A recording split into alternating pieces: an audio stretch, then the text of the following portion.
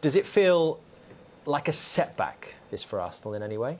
Well, maybe the first half, but now I think they showed great character to get back into the game, and that'd be, for me as a manager, that's good, because sometimes that's how you're going to win some games. You're going to win games by skill and playing fantastic football, but then when the chips are down, the character came out, and that's a pleasing thing for me to see, especially with the Arsenal team. Did we learn anything, Sol, about the way this Arsenal team is going to look moving forward? The fans were really excited coming here about the front three playing together. Did that work with those three midfielders behind us? Yeah, obviously with Pepe, he's didn't have his shooting boots on today, but you can see the quality there. You can see the quality. He just needs to, the last action, in the box, a bit more cute, a bit more kind of, nous around the box. And I think once he gets his kind of shooting range and what you need to pass, you need to shoot, get on target. He just needs one goal, get him off the blocks, and I think he's going to crack on and be a fantastic player for Arsenal. So there are more questions, you think, defensively than going forward for Arsenal? Yeah, of course there is. I think along the back, I think sometimes when you look at the pace, it's obviously that's a big thing. But too many gaps from the right side and left side. Far too many gaps for me anyway. I need those gaps to be a little bit closed and not allowing people to be making those spaces, making those runs and no one in those spaces, and they're kind of collecting the ball and then attacking. That has to be closed down. They do have Bellerin, Tierney, Holding all to come back into this team, Jamie. What about that front three for you? All three very good players, but what about them all playing on the pitch at the same time? I think Pepe's suited to that right-hand side, no problem there. Lacazette will say he's very happy where he's playing. But Aubameyang, I would say, is a slight problem. He seems a really good guy that will just get on with it. I remember interviewing him last year and I said, how do you feel about playing that left-hand side? Well, I remember him playing at West Ham away. They lost the game. He played, I think, right and then left. It doesn't suit him. And as soon as he went central, you just see that's where he wants to be. He wants to be between the whips of the post. That's where he does his damage. That's where he scores his goals. And I think that because he gives them to himself, he'll be fine with it. But if you want to get the best out of that team, he, for me, has to play central.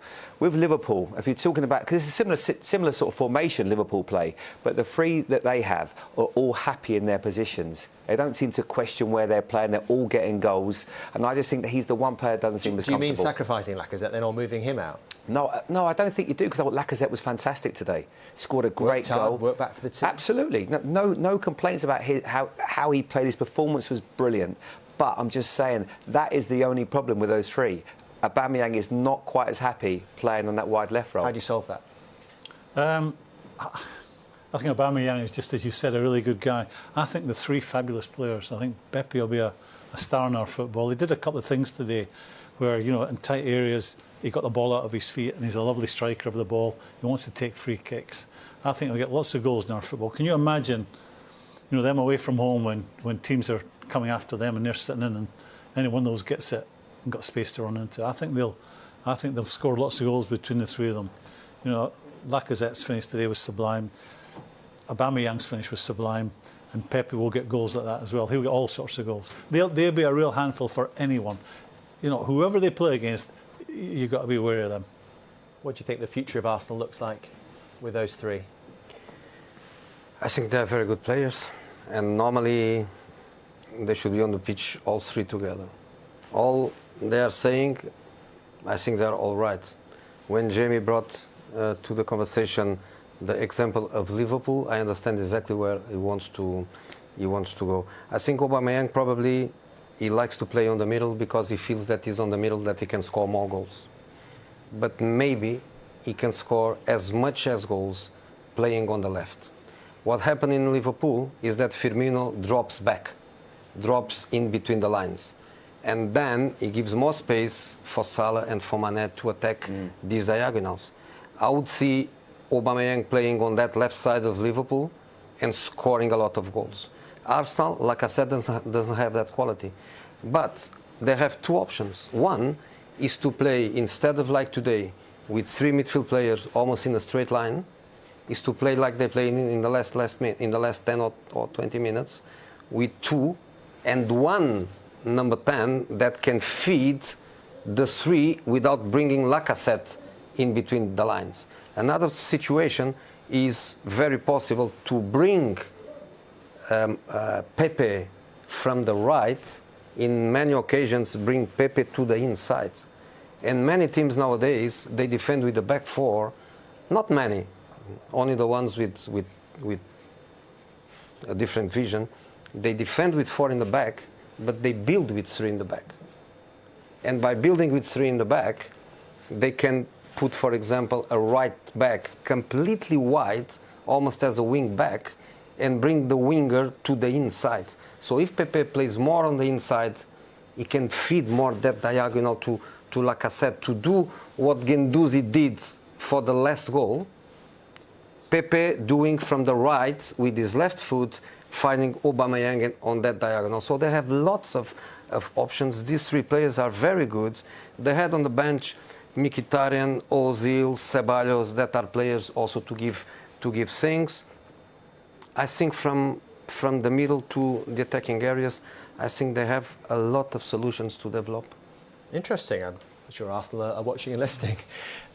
Easy one to finish, Jose. Who finishes higher, Arsenal or Tottenham? I still think Tottenham. I still think what we laugh about when we were at Old Trafford, when I gave my four candidates to win the title. I would say definitely City and Liverpool, and then Tottenham for me is still the third best team. But I like many things on the Arsenal squad. Sol, who's finishing higher? I think you have to look at how the season develops for both teams. I think it's too early now to see. Yes, you can say Tottenham have got a bit more of a settled side over the last two seasons, and they'll probably look to get a Champions League spot again, and Arsenal will be trying to kind of nick that fourth spot. There's Chelsea there as well. But I think it's too early. It's far too early. Long way to go. Long way to go. Chair, Sol. Mind the splinters in that chair. Come on, Sol, man. Who are you going to go for? Tottenham or Arsenal? I'll leave him in peace. Yeah. No, he's not. He's coming now. I need to hear it, Sol. I was under pressure. I was under pressure on United Chelsea. I was under pressure. United, you are under pressure. Come on. I think Tottenham. But look at the detail. Look at just a small detail. Oh, here we go. I know. Listen, he's all right. He's away from The Arsenal red. Small detail. Arsenal red. Go on then, Graham, in a word. I thought Spurs would easily several finish third. Not so sure now, but I think they will finish above Arsenal. I'm going to go with Tottenham because I think they will get better. Dele Alli and Ndombele, Lo Celso. But they've got to rest this slide. Only 4 wins in the last 15. This is more than just this transfer window. They've got to get better. And they've got to improve. Well, if you heard Mauricio Pochettino, he says almost the season starts tomorrow, doesn't it? That was his message to us this evening.